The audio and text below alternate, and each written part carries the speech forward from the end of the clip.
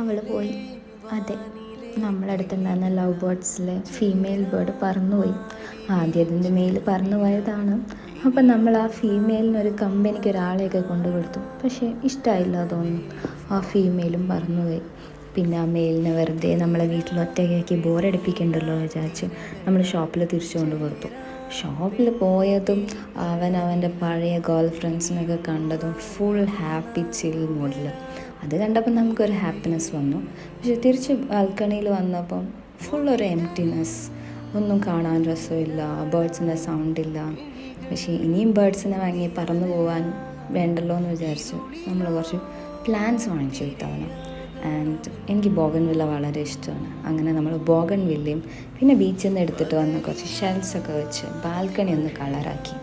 എങ്ങനെയുണ്ട് എൻ്റെ ബാൽക്കണി കാണാൻ? കളറായോ? കമൻറ്റ് ബില്ലോ.